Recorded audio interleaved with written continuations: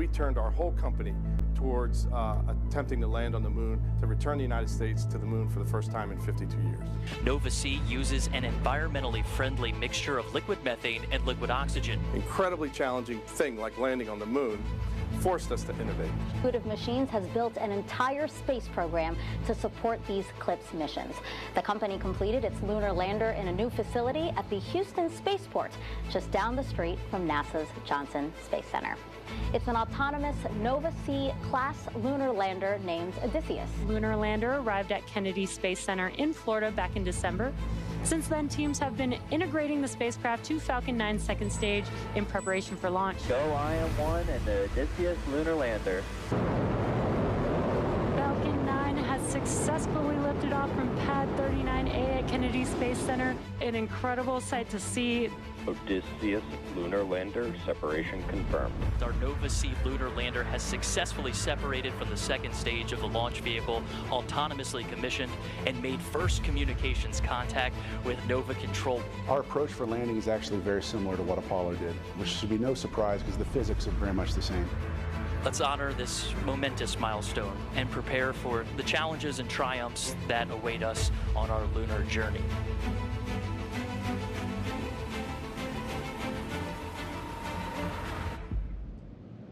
Good afternoon, and welcome to NASA's Johnson Space Center in Houston. I'm Nilofer Ramji with NASA Communications. Thanks for joining us.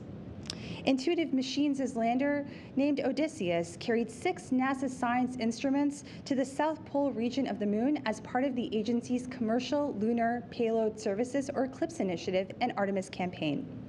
The IM-1 mission is the first U.S. soft landing on the moon in more than 50 years, successfully landing on February 22nd.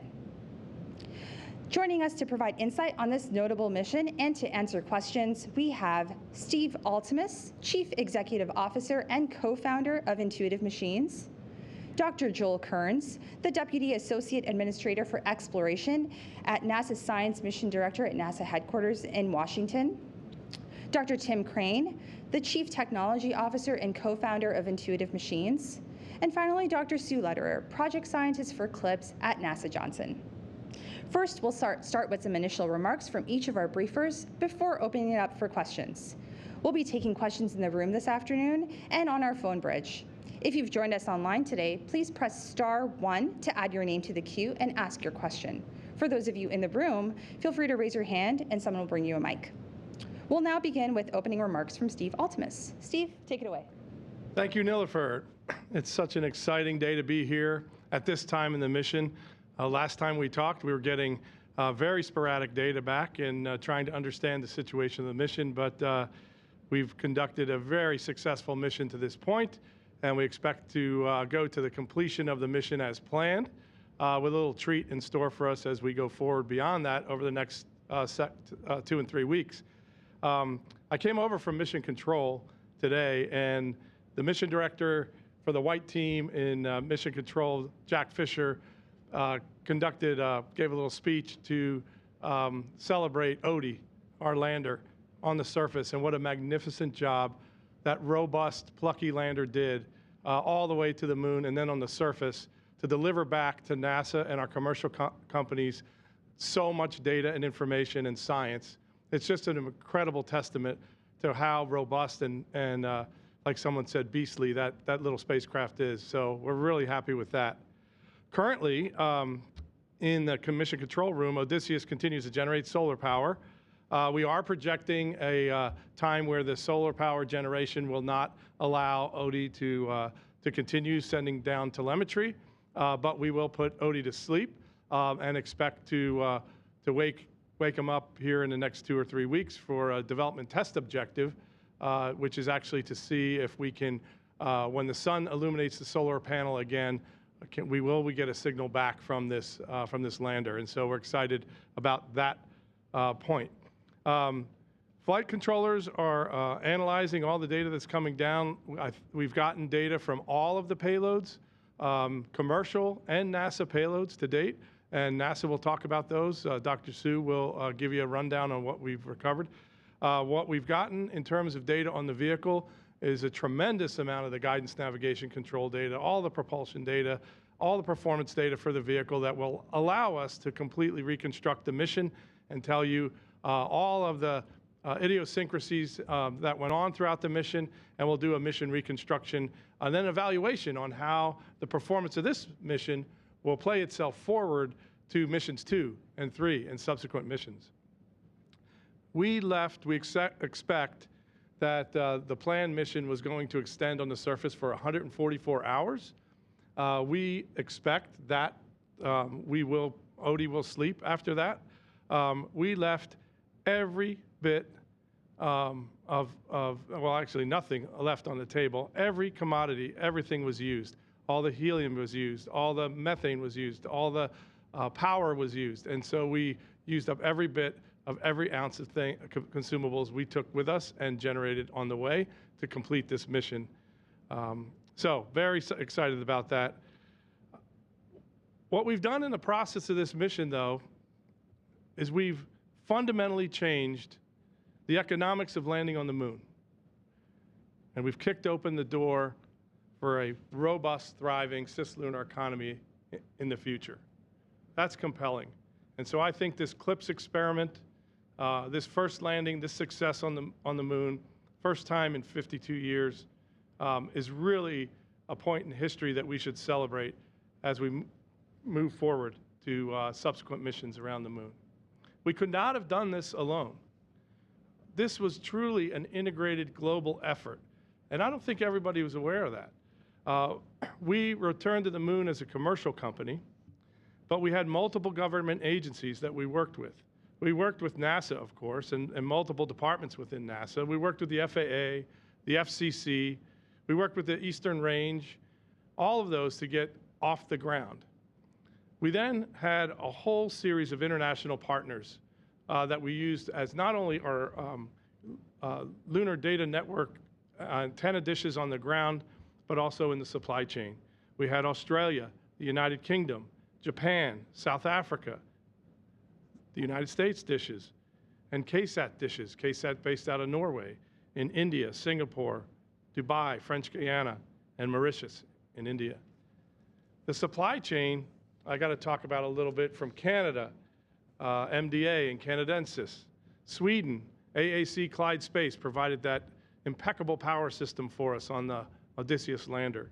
From Spain, where we got those Thalassalinia radios that gave us the ranging tones for orbit determination. And the United States, we leveraged countless companies and their strengths in our domestic supply chain. Everyone deserves a thank you for allowing us as Intuitive Machines to take the lead and lead the United States back to the moon. It's been a daunting journey. We were met with over 11 critical mission challenges, and it was the only way to get through that was with the people of Intuitive Machines who demonstrated resilience and perseverance and triumphed in solving the engineering challenges that were put forward in front of them the whole way through the mission, all the way up until our projected end at this evening. You know, the challenges came from, people ask, you know, why was this so hard and why does it take so much effort if we've returned to the moon after 50 years? Why, and we did it 50 years ago, why is it so hard? What we had was a different kind of challenge. We were constrained in cost with a fixed price performance contract from the government. We had a schedule where we were to get this mission completed within the time it takes to get an undergraduate degree. We had a technical challenge to land softly on the South Pole region of the moon. This over-constrained environment forced innovation, and this was our first flight of this vehicle, which had never been flown before in space, let alone been designed and developed. And this was a task that was given formally to nation states and sovereign governments, and we did it as a commercial company.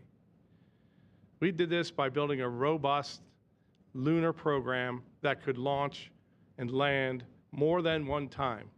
That is in place. The Intuitive Machines operations team has been practiced now like no other and can handle the challenges that are thrown for flying in space. We communicated in a way that not everybody was necessarily satisfied with. We learned in our communications. But what we tried to do was diagnose a problem and develop an approach, and then communicate what our approach was going to be and how we were going to solve it that was going to improve or maintain Odie's health along the way. And I think we did that, and we did that effectively, and I'm proud of the communications team for what they have done. You know, data flows out of mission control in a very sporadic way, whether communications are happening in rapid pace and near real time, or they're delayed over the weekend because we're struggling with getting our telemetry down into these big dishes around the world. But every time we reported out the status of where we were. We've assembled the best and brightest in the company that I can imagine, and trying to create a business that's a national asset for the United States, and hopefully feed the lessons learned into IM2 and IM3 and our subsequent missions. I have a few very fascinating images for you that I can talk through now if you look up at the teleprompter. This is a picture of Odie on the surface of the moon, touching down with its engine firing. You see here the landing gear piece is broken off there on the left of the image. The landing gear did what it was supposed to do and protect the lander as it landed on the surface. The engine plume interaction with the surface gives us this excellent view of how the ejecta, the regolith, moves away from the plume interaction. There's scientific information in that data right there. What you don't see in this picture is that we landed, our navigation system landed us with precision and landed us softly on the moon. The shock absorbers took the load, and the lander now tilted over gently, and we think it's about 30 degrees, and communicating all the way down to Earth. And I think Tim is going to give you an estimate of how much data we've actually brought down. There's a little image in the center of the white patch on this. That's an American flag. I want to highlight that that American flag was a donation by NASA and is from 1970 in the Apollo program. And it was a certified piece of flight hardware. And we took that American flag and we proudly put it on Odysseus and carried it to the moon like it should have been done 52 years ago. So I'm really proud of that. Next picture. This picture shows the fisheye lens kind of view of, and all of the data that's within how we're able to give you the images we have. All the data is there in this wide-angle view. Next image. And here we are, how Odie conducted the brilliant 6-day mission on the surface. You see the gold foil blanket is the helium tank. You see that we're tilted over slightly, still more upright than we initially thought. We did land upright, we captured data, and then we tilted over slowly in about 2 seconds and came to rest either on the opposite helium tank or a computer shelf, and we're able to communicate, get all 6 payloads data back, plus all the commercial payloads, and continue to transmit as we go forward. Brilliant performance by a small lunar lander and a brilliant commercial company called Intuitive Machines. Thank you, Nilofer. Thank you, Steve. We'll now hand it over to Joel. Joel, you're up. Hey, thank you, Nilofer. So first, again, I want to again congratulate Intuitive Machines for this mission of many firsts. We mentioned many of them on Friday, but I want to talk again about the fact that this is the first time in the 21st century that an organization in the United States has landed equipment on the surface of the moon, and we're getting data back from that equipment, engineering and science data. It's an exciting time to be on day 6 of this new era in the 21st century. Now, a soft touchdown on the moon is a great accomplishment. This morning, in response to a question, our administrator of NASA, Senator Bill Nelson, in response to a question about does NASA consider this mission to be successful, said yes.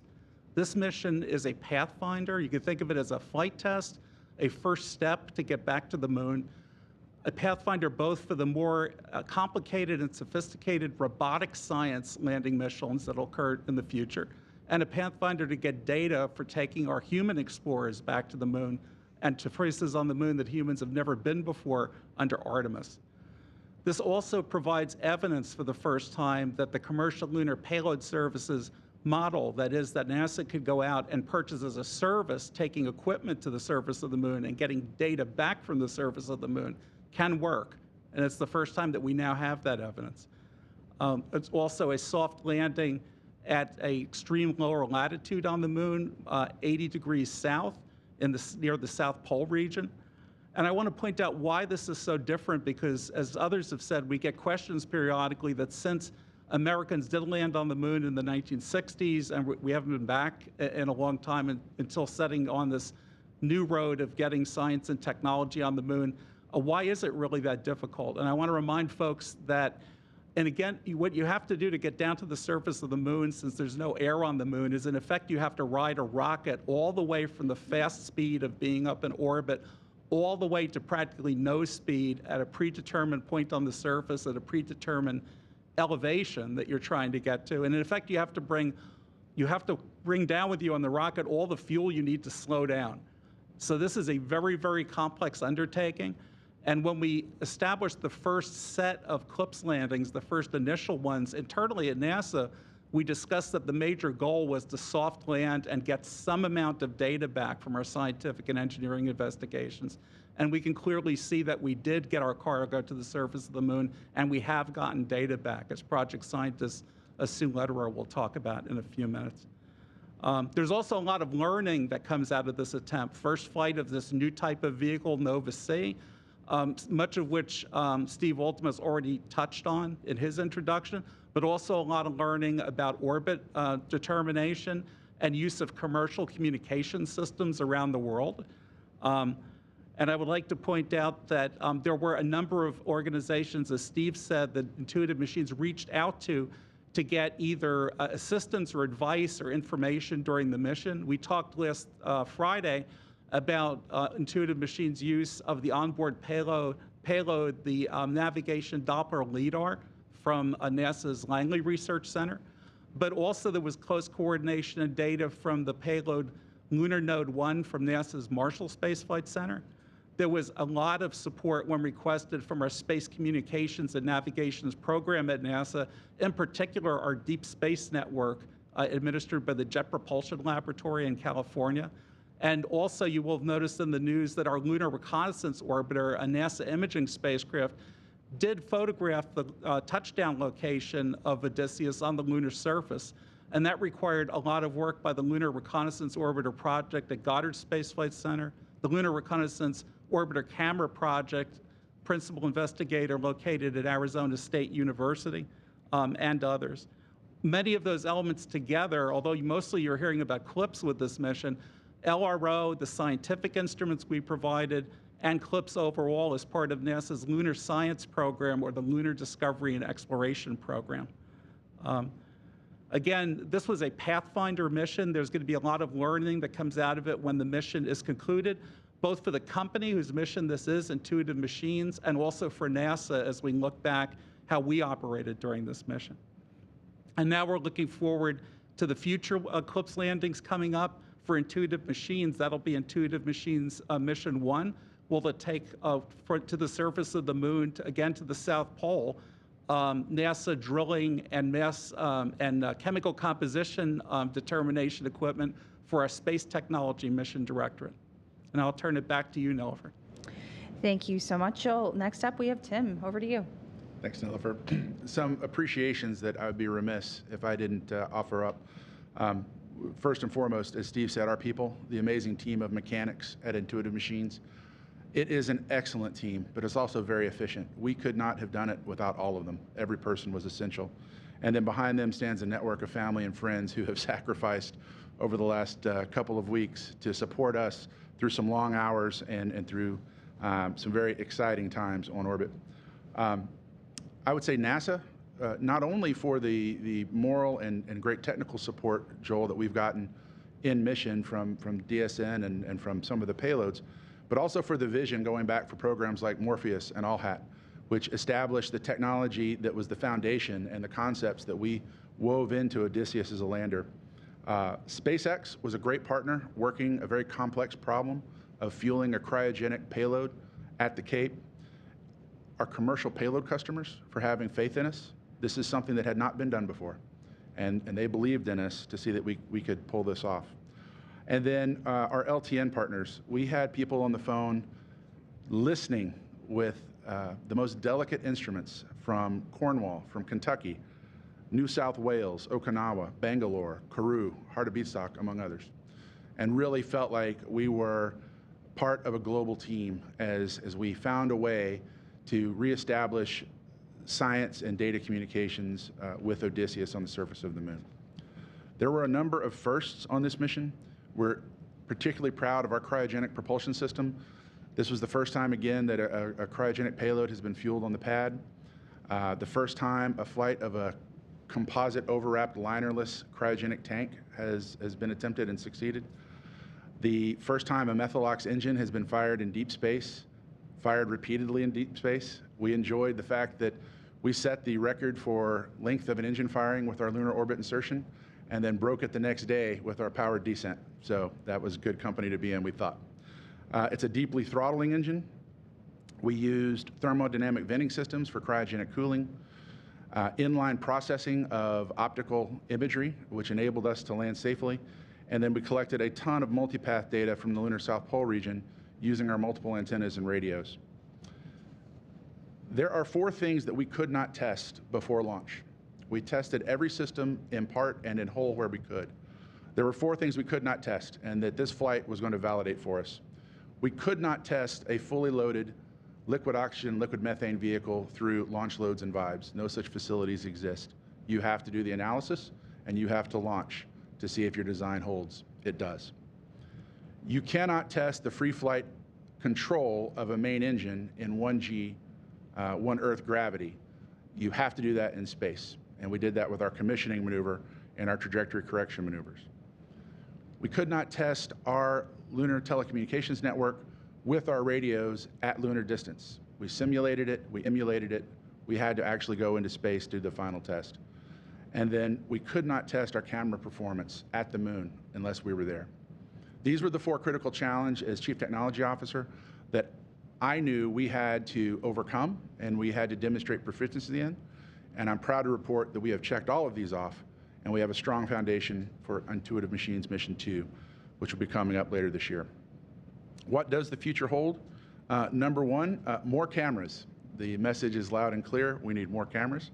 We have that in the works, so more great imagery from the moon. IM2 and IM3, we have a commercial mission called IMC-1 in the works. We're working on a larger lander called Nova-D, and we're working on our own communication satellites around the moon to enable business for ourselves and for other lunar explorers. I would like to talk a little bit about the ops dynamic, just to give you a little bit of insight into the room. It changed after we land. Prior to landing, we had 3 shifts and a team 4 who were very focused on the flight dynamics and control of a vehicle. Eyes were very much on the monitors and the consoles in front of you. Once we landed, we moved into how do we maximize the value of this asset for ourselves and for our customers. And the Ops Center became a swarm of activity. Just yesterday morning, we were in our high data pass over Parks in Australia. We had 3 mission directors in Nova Control. One was focusing on pulling data down and managing the power and health systems of Odysseus. The other was working on bringing the Scalps payload online so we could extract data from that payload. And Sue will talk more about that. And then the third, myself, we're working on getting the Eagle Cam up and ready for ejection. So it really was an all hands on deck. Let's maximize the time we have available on this asset while we can. And I think we've done an incredibly effective job. And as of the time I came into this briefing, we had brought down over 350 megabytes of science and engineering data on this mission. Nilofer? Thank you, Tim, and thanks for sharing that wonderful data point. Sue, it's your turn. You're up. I feel like I get the most exciting part of it, though I'm sure that IM won't agree with me. But I've been working with all of the NASA payloads for the last 3 years. I've had the absolute privilege to work with amazing groups of people who have really stepped up to the task as we've really encountered challenges in using these NASA payloads. But we've all worked together as a team, to my CLIPS operating team. everybody really stepped up and helped a lot. So teams, collaboration, people, this is really what it's about. And so I want to make sure that the teams themselves all feel really good about everything that they've done for us. So the data that we've collected has come in a number of phases. During transit, we were able to operate all of our powered payloads on transit. On descent and landing, our navigation Doppler LiDAR NDL was able to collect data that will help us to land safely in the future. And on the surface, the 3 payloads that were planned to operate on the surface have all been able to collect data. So I just want to take a little bit of time to go through each of the payloads to try to really help you to understand what we've been working on. LN1 is a navigation and communication beacon that transmits radio signals back down to the Earth. They were able to complete 4 passes with Goldstone and Madrid, and 2 more passes to the Madrid ground station on the surface. So we mentioned earlier that LN1 has really stepped up to the task when IM came to us and said, hey, we really could use some help with navigation information. So I was in the car on the way home after pulling a triple shift. Sorry, Joel. And, and calling the LN1 PI, and I said, hey, Evan, is there a way that we can get your help with the navigation and working with the DSN? And he so calmly and coolly said, we're a navigation beacon. We're here to help you navigate. And that's what they did. So very proud of that team. ROLS's is the next one, and this is the radio wave observations at the lunar surface of the photoelectron density sheath. They have 4 antennas that were planned to be deployed on the surface. And Odie had a little surprise for us on the way with a little bit of help from the sun, creating a little bit more heat than we expected for the frangible. We did pop one of the antennas as we were in transit. And we took that as a sign that we were ready to start collecting science data. And why not take that opportunity? So while we had not planned to operate ROLS's at all in transit, we were able to get not only checkout data, but a fair bit of science data with that antenna that we hadn't planned. So a little bit of bonus science. Thank you for that. So we're very happy about that. The remaining antennas were deployed on the surface, and we were also able to collect science data with those antennas deployed as was expected for that payload. Just a couple of notes from the ROLS's team that they have just started downloading this data in the last few days, and already they can tell us that they have detected frequencies of radio noise from the Earth, but the indication is that the lower frequency data, Earth is a lot more quiet than they expected, below 15 megahertz, but at the higher frequency, the Earth is definitely shouting out a bit. So, and their observations are also consistent with the radio quiet sun. So they're already collecting and really analyzing this data, and we have now downloaded additional data that we've collected just as we were getting ready for this brief. So we have all the ROLS's data down. SCALPS is the stereo cameras for lunar plume surface studies, and their goal was to detect the plumes being ejected and creating surface plumes or surface interaction plumes with the engine on the way down. We unfortunately had some hardware problems that did not allow the SCALPS instrument to operate during descent. However, one of the SCALPS team members, shout out to them, came up with an idea to potentially do some troubleshooting. And just 2 days ago, with very little sleep for all of us, the IM team was able to work with us very collaboratively in figuring out how to change how we were collecting data with the SCALPS instrument so that we were able to operate SCALPS from the surface of the moon just this morning. So a lot of people working a lot of hours, and a shout out to the SCALPS team for all their dedication in helping us and helping IM to figure out a way to get SCALPS to work.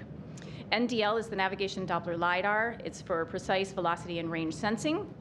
We've talked about NDL and what they've been able to do. They are designed to help safely navigate a vehicle to the surface. All of the NDL data has now been received, and NDL reports that their instrument has worked far better than they expected, so we're very excited to see the final data outcomes from NDL.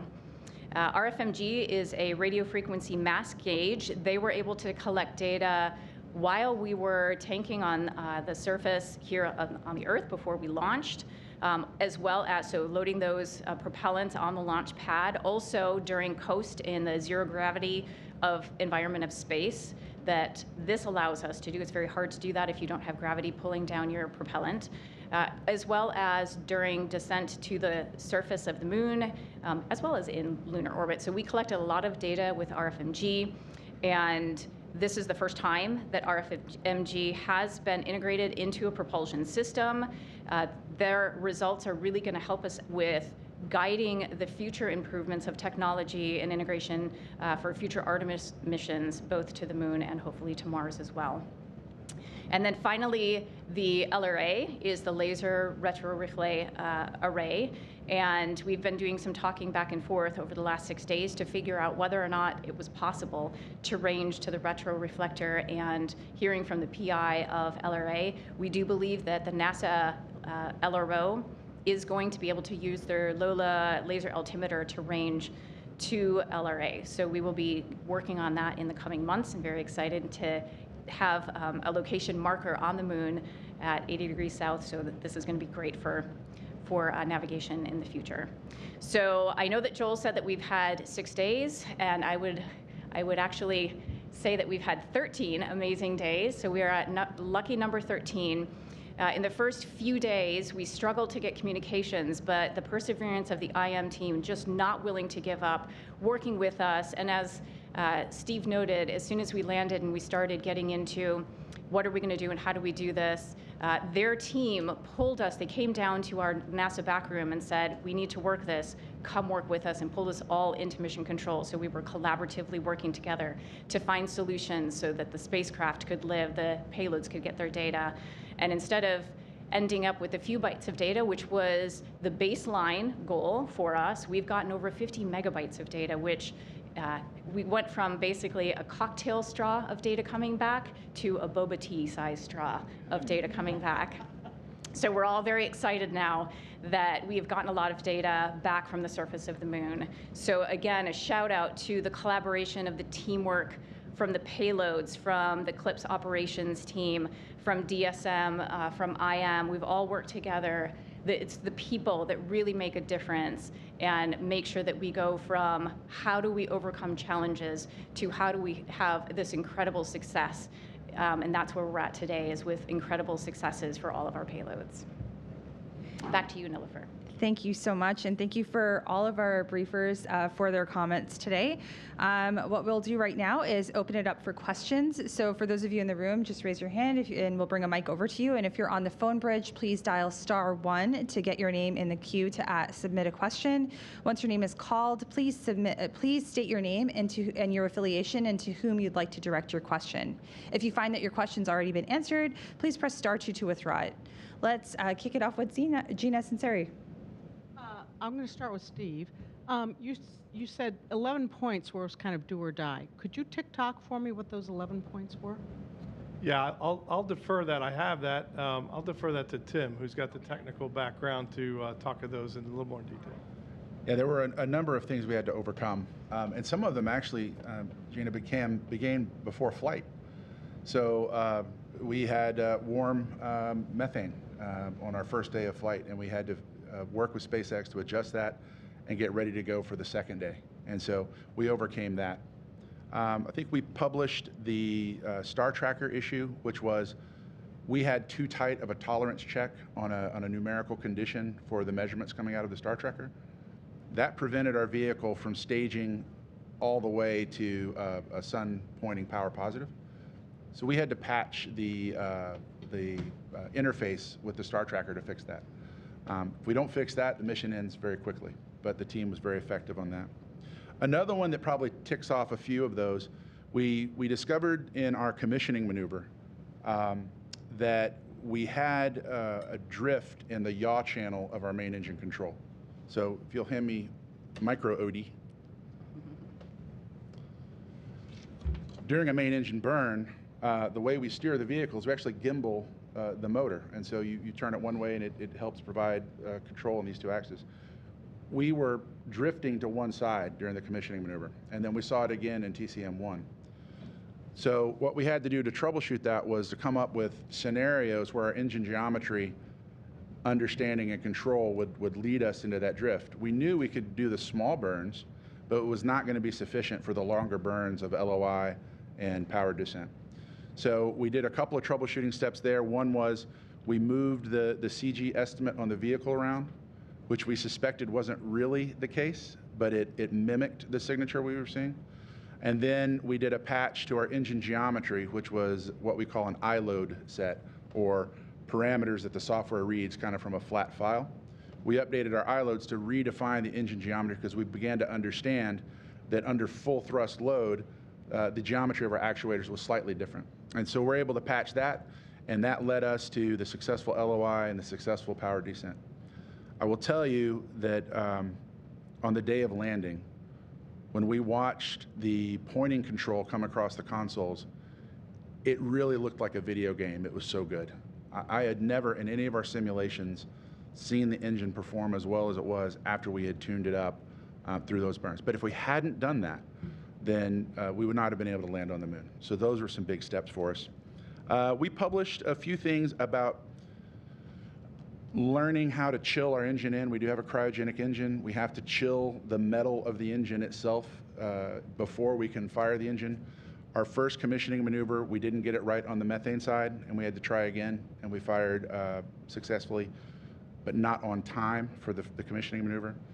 We came back and reloaded for our first correction maneuver, TCM1, and we missed the other side, the oxygen side. I may have them backwards. We missed oxygen on the first one, we missed methane on the second one. And we had to reload, and a couple hours later we came back and we dialed that in. From that burn on, though, we had it perfected. And the next 5 burns, the process that we tuned once we were in orbit, we hit all 5 burns exactly on time of ignition. If I get to the moon and I miss LOI by even a minute, we don't land on the moon. It's very, very precise. So that was another one we overcame. We did end up in a lower orbit after LOI than we'd anticipated. Our paraloon was low. And fortunately, our flight dynamics engineers had preloaded the ability to do a lunar correction maneuver, and we were able to push that up and move our orbit from our planned lunar orbit, which would be 100-kilometer circular, basically into something very close to our descent orbit. So effectively, we had the agility in our control room to move deorbit insertion from orbit 12 to orbit 3, something like that. What else do I have on my list? Oh, we discovered that the laser rangefinders weren't working. Again, it was an interface issue, and we've talked a little bit about that. You know, there's a pin in the cable that's a safety feature that once you put it on, you can't see if that pin's in place or not. And it's a Type 4 laser, so we didn't test it once we got to the Cape. Clearly something we can fix and rectify in testing on the next time through. And nonetheless, the vehicle performed just with our optical navigation system above expectations and allowed us to land safely. And then there were a number of other things that probably don't rise to the same level. And a lot of these things were crises anticipated, identified, and resolved before they impacted the mission. And so the team was excellent in saying, okay, if this is the challenge we're faced with, this is the resolution, and how do we marshal our resources in that control room and with our backup Team 4 to make sure they did not impact our ability to land safely. Thank you so much. We have another question in the room that we're going to take. Hi, Eric Berger with Ars Technica. First question is for Steve or Tim. Can you describe how the lander came to be gently landing on the moon? I guess it's only about 30% tipped over. Do you think it's leaning against a rock or something's holding it up? And then Joel, I'm interested in sort of your assessment of the mission in terms of the objectives NASA hoped to see from the soft landing to getting all the data back. Was this like 100% mission success from the CLIPS program's perspective, or how would you sort of grade it? So with respect to piecing together what happened at landing, we received telemetry. If you remember, on the evening of landing, we had no communication signal and then a weak signal. And in our consoles, the data was up to a point and then frozen until that communication was restored. So we had an indication that we had landed and we were upright with that stale data. And when we came back and looked at it. When we restored the communications, we noticed that we were getting the IMU telling us we see gravity more in the Z direction than in the X direction. Well, then we did a reconstruction where we actually calculated, based the trajectory, and the flight dynamics guys calculated that we actually came down just short of our landing site at a higher elevation than where our landing site was going to be. About a 1.5 kilometer difference between the ellipse of uncertainty for our landing and where we touched down. That elevation was higher, so we came in with more downward velocity, and we came with more horizontal velocity. And so we hit harder and sort of skidded along the way. And we see that disruption in the regolith from the LRO data that we've been able to get from LRO and ASU. And that discoloration says that we came down with the engine firing because the automated flight manager had not moded to where it was trying to sense and shut down the engine. We saw a spike when we touched down in the engine combustion chamber. That was like if you shut off the full thrust by landing on the surface. So we know the engine belt contacted the surface. The landing gear took the bulk of the load, and we broke one or two possibly landing gear. And so we sat there upright with the engine firing for a period of time. And then as it wound down, the vehicle just gently tipped over. And in our simulation with 1/6 gravity, we showed that it took about 2 seconds. And we landed on a 12-degree slope. And then that 12-degree slope, compounded with the helium tank underneath or a radio shelf, would put us at an angle that's approximately 30 degrees off the surface. And we have that photo now to confirm that's the orientation. We also know the roll orientation when we were going to set the high gain antenna towards Earth and the solar arrays for the sun. We know that roll worked, but we know when we landed, the top deck solar array was shadowed, and we weren't generating power with the top deck solar array, so we got that orientation right. So those were all the parameters that had to unfold over time to get us a good understanding of where we came. And then just today, we have this picture of us leaning gently on the surface. If we can pull the picture up, oh, great, you read my mind. The LRO image, if you look at it, there's a large crater not far from where we landed. If you look in the middle of the picture, you see there's kind of a dark band. That is that crater. And so the beginning of that dark band is the shadow into that, what Mark Robinson from ASU tells me is probably a 2 billion-year-old crater. And the first edge of that darkness is about 500 meters from where we are. And then the ridge beyond that is another 500 meters, so about 1 kilometer away. And then you can see kind of a light band just underneath the helium tank, which is the lunar surface on the far side of that crater. So that'll give you an idea when you look at the picture of how we're oriented. In this picture, the sun is to the right and is moving across the sky right to left. And so it's illuminating the solar array on the other side. And you can kind of get a feel for that 30-degree, let me see if I can get this right. So the camera is kind of here, and it's taking a picture down between the legs. So we're about at 30 degrees on a 12-degree slope, landing like that. And that's how we get to 30 degrees. Earth is off in this direction, and so our antennas are in an off-nominal configuration. The reason some of this data took a while for us to get to is we had to really work with our in-network lunar telemetry partners, and then also with DSN to figure out what this strange environment was. Absolutely, our signals were bouncing off the moon. So we were receiving both the direct path signals from our radio and the opposite polarization as well. And so we had to sort through exactly how to do that. But once we got it down, we got into a rhythm where we could monitor health and send some basic commands for about 16 hours a day. And then we'd come over Australia, and we were able to really pull down data for about 8 hours at a time. And that was intense. That's where we had everybody in there. We had no dead air, just like in the radio business. There was no dead air, right? We wanted data coming down all the time. Well, I want to fix this payload. I want to work with scalps. Great. Be downloading data while you're working with scalps. And so that was kind of the operation we had. I know that wasn't your question, but I just want to talk about it. So, sorry. I can answer your question you had about how we feel about mission success. We don't have a quantitative number to give. As I said earlier, from a CLIPS point of view of demonstrating the model, our goal for the first set of task orders called Task Order 2 The big goal was to land your equipment softly so you could get data from it after you land, and that was done successfully. We also identified objectives that we had for each of the science instruments, and we're assessing based on the data collected to date and how that was influenced by the landing attitude, how we did. For example, Susan Lederer mentioned that we plan to take images from scalps on the way down to look at the interaction of the rocket plume with the surface. We know that we didn't do that. But we're fortunate that several of these instruments, like scalps and Rolls, will fly on future CLIPS deliveries also. So we have an opportunity in the future to take that data on different vehicles. Great. We will now transition over to our phone bridge to take additional questions we have, and we'll kick it off with Marcia Dunn with Associated Press. Marcia? Oh, hi. Hello. For Steve, please. How much time does Odysseus have left? How many more hours do you anticipate? How will you know for sure that it's the end? And are any eulogies planned for when the lander falls silent? Thanks.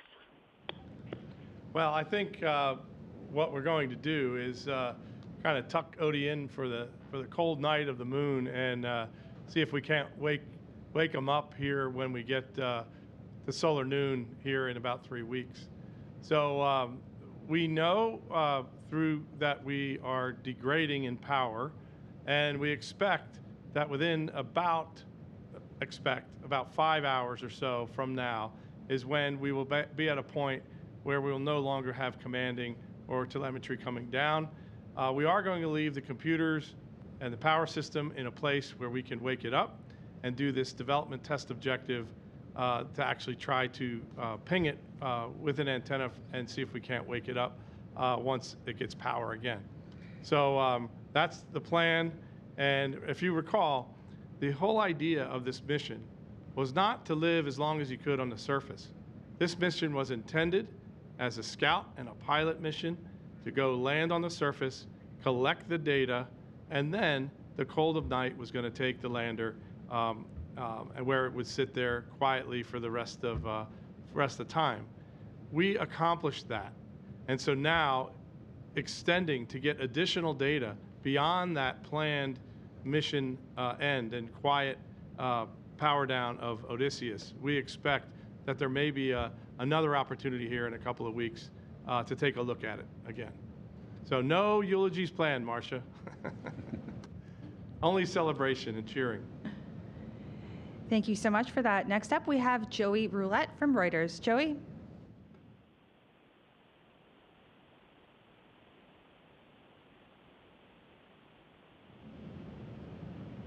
All right, we do not have Joey Roulette. We have Andrea Line. Oh, there we go. Okay. Can you hear me? Sorry, I didn't know I was on mute.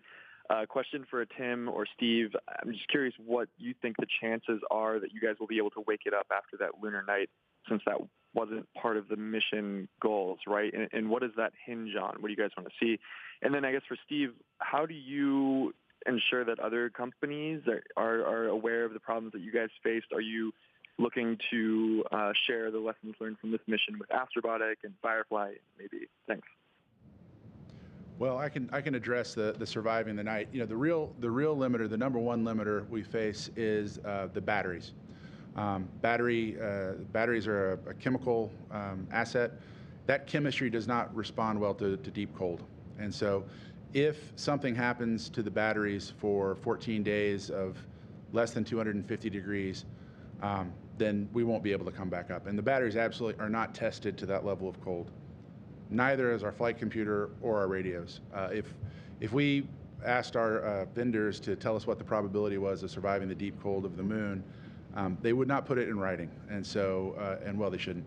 So those are the things we're worried about. Our solar arrays should handle that fine. So we're confident that when the sun comes back up over Odysseus, that the solar arrays will energize and they'll send power. The real question is, are the batteries there to receive that power and pass it on? And then will the electronics within our computer and radio have withstood that deep cold and not basically cracked under the thermal stress? So wouldn't put odds on it, but those are the things we're facing when the sun comes back up on the solar array in a few weeks. Yeah, and for my comment there is we're in a position where why not try? You know, with no odds on it. let's see what happens and gain some data and insight that we otherwise wouldn't get if we weren't on the surface of the moon. We've also overcome challenge after challenge after challenge we didn't know that we would be able to get past. And he's a scrappy little dude. Yeah, I would not bet against Odie. I have confidence in Odie at this point. That's right. It's been incredible. As far as sharing the data with other industry vendors who are attempting to land softly on the moon, also, we certainly want to give them the insights of our learning and our experience. And I think there's a whole series of conference papers and talks and briefings on what we experienced and what we learned that are part of this historic journey that we want to share. We want to share and talk about and let people know so that we raise all boats and we all end up building this burgeoning cislunar economy. Great, thank you so much for that. Next up, we have Andrea Leinfelder with the Houston Chronicle. Andrea? Hi, thanks for taking the questions. This is for Steve or Tim. Can you share a list of mission objectives and which of these were met and which were not? Also, can you explain a little more why you could pull more data when over Australia and not at other times? And then for Sue, so all 6 NASA payloads received data, but what was the quality of this data? Was it the quality expected or was it limited by the lander tipping over? Thank you. Well, I think we had some very high-level mission objectives, was to touch down softly on the surface of the moon, softly and safely, and return scientific data to our customers, the 2 primary objectives. And both of those objectives are met. So in our mind, this is an unqualified success. I think internally, we had objectives to really wring out the performance of this vehicle and understand that the engineering process we went through from design to development to testing and assembly, integration, and integrated testing was that model in the way we did our aerospace engineering was that solid thesis and a solid model. And in fact, it was, because this spacecraft is such an amazing spacecraft that we did fixed price in a short amount of time that was able to perform everything we asked of it. So I think those are my top 3 mission objectives. Tim, any insight on others? Yeah, with respect to why over Australia, we do have our network of dishes that range anywhere from 18 meters to 32 meters, except for the dish in Parks Australia, which is part of CSIRO, and that's the dish. They made a movie about it called The Dish. It's a 64-meter dish. Now, it can only receive, but it has a very sensitive ability to detect radio signals. And we were transmitting not through our high gain antenna, we were transmitting through a omni antenna about the size of this water bottle. And that's what we had to transmit. And oh, by the way, it's not pointing at Earth. And so the way our engineers were able to work with the engineers at Parks to pull that data down was fantastic, but we could only do it when we were within the physical limitations of the Parks dish to go horizon to horizon. Oh, by the way, when you move a 64-meter dish, if the wind kicks up above a certain level, it stops. And so we all of a sudden became hedge meteorologists trying to predict what the winds would be like during our data passes. But I really have to give it to the team in Australia. They did a fantastic job allowing us to get this critical data down.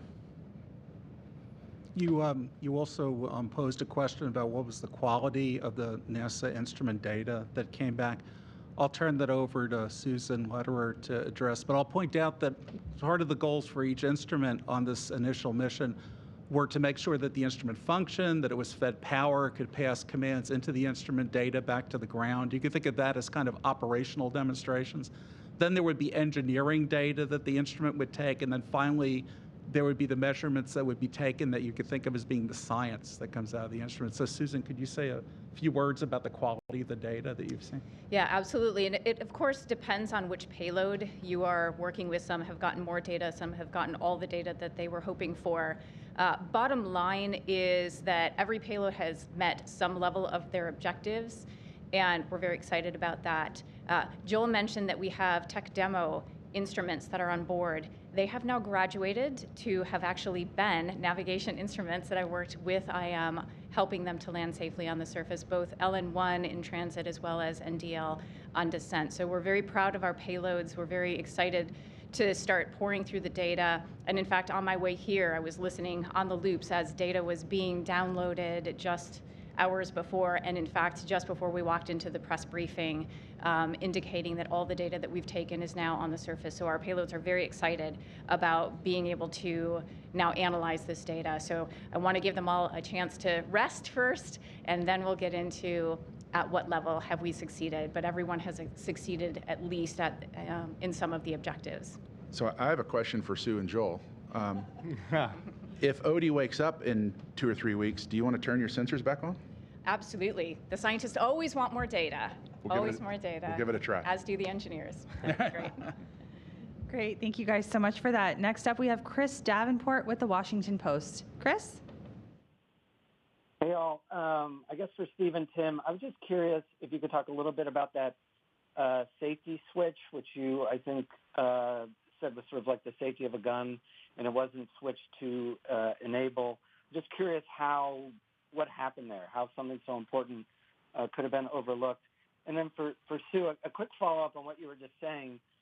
On the Scalps instrument specifically, if it was not working during the descent, if it only started working 2 days ago, were you actually able to characterize the dust plume that was kicked up by the engines if it wasn't working then?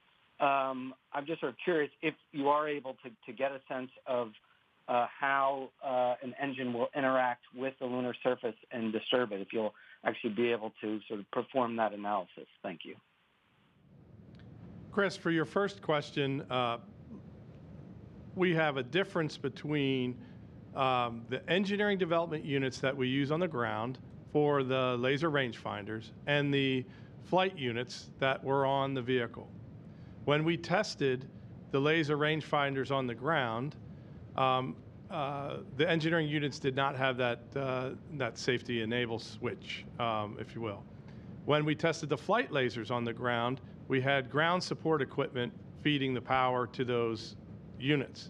In those cables, there is a wire that pins into a connector that provides power to disable that safety enable and allow you to fire that laser rangefinder, and we did that, and it worked. The flight cables, however, did not have that wire lead in them. And so, there's a range safety requirement that you do not have an active laser with a potential to fire it, and you needed a limiter while you're on the launch pad getting ready to launch. And so that's why that safety enable is in that box, one for ground safety, one for range safety limits. And so there is a difference between how we test on the ground and the units we tested and the cables we used versus the cables we built for flight. And that one wire in miles and miles and miles of wiring on the vehicle and different harnesses was an oversight. And we missed it, and we're not able to command that disable switch on, and therefore didn't have the laser rangefinders. And so a couple of people beating themselves up pretty bad, but the fact that we were able to land softly using optical measurements is just a breakthrough in the performance of this vehicle. So, hey, if we missed a pin out of 3 miles of wiring and 10,000 pins and connections in the connectors, I'll take that all day long. To answer your question about Scalps, you are correct that because we were unable to collect data on the way down, we know that there was a hardware failure that we fixed in the serial port after we were on the surface. We also didn't trigger in order to, even if that had been working, we didn't have the triggers that were available that were necessary to collect that data on the way down, is my understanding.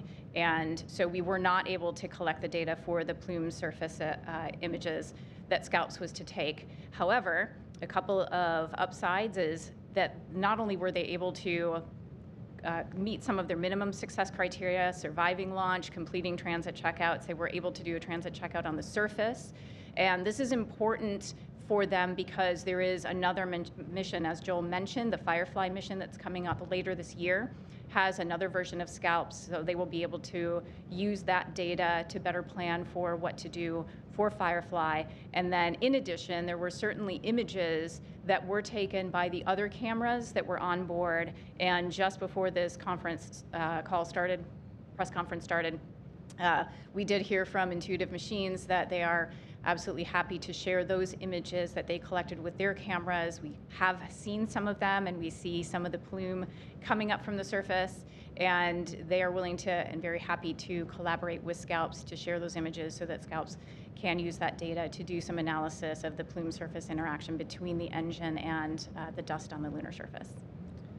Lots of real-time updates we have today. Next up, we have Micah Maidenberg with the Wall Street Journal. Hey, good afternoon. Just first for Tim, how many of the 11 kind of critical moments that have been discussed, could have caused a mission failure? Is that all of them? I think you said some were a little bit more serious and some were a little less serious, as I understood it. And then Steve, I'm curious, given IM-1, if the mission has generated new deals or interest from commercial customers or non-NASA customers for future landings, or if not, how you're thinking about pursuing those, given the mission so far. Thanks a lot. Yeah, great question, Micah. One thing I'll say about some of these critical events that we solved going through the mission, they didn't all have the same time constant. So patching the star tracker was something that had a definite immediacy to it, because if we don't get that fixed, then we're going to run out of power in a matter of hours. The challenge of making sure that we had our engine start sequence was one that we had opportunities built into the mission to resolve that as we went. So if it had gone uncorrected over the course of the next 4 burns, then mission success was not assured. But we had opportunities built in to resolve it as we went. So the time constant on that was a little bit different. The same thing for fine-tuning the engine geometry and making sure we had the steering coordinates updated for what we were actually seeing in flight. So it was kind of a mix. If any of these issues are left unresolved, they become major. But not all of them were critical in the sense of, I need to solve them in the next couple of hours, or we're in real trouble. With that said, this is a sprint mission to the moon. We did the fastest transfer from launch to low Earth orbit that anyone has done since 1972. And you definitely felt that pressure of, I only have so many days, and the clock is ticking to get myself into lunar orbit. So I wouldn't necessarily say that we breathed easier on the ones that we knew we had a little bit more time for, because they were critical. But I do want to emphasize that the time constants in these were variable. Yeah, the one thing I'll add to Tim's question, or the question he just answered, is that about 3 days into the mission after launch, we said to ourselves, we got the mission directors together and the Team 4 leaders together and said, look, we've got to get on top of this. There are things that are happening to us, and we're in reactionary mode trying to make sure we save the vehicle. We've got to be looking ahead and anticipating what might happen downstream. So as we went through the mission, we got further and further ahead, thinking about the possible failures and what could get us and what we had to fix in that certain time frame. And once we did that, I think we really had ourselves in the right mind frame to succeed. So, and on your other question, Micah, is that we have been contacted. I think the ESA contacts that we have and representatives we have, we're very excited for our mission. And we've been talking to a number of European companies that are flying equipment on our mission too, and ESA expressed interest in wanting to participate with us in flying payloads on that mission. We've heard from several companies who wish to entertain sponsorships, so that's of interest to us. We haven't had those conversations yet, other than their outreach to us. And so I just think it's the tip of the iceberg, and it's beginning for people to realize, wow, this was an incredible success. What are the possibilities? And I think that was the whole purpose here, was to open up space exploration to be everyone's. And so more and more people can participate. And if that's the result we get, I'm happy for that.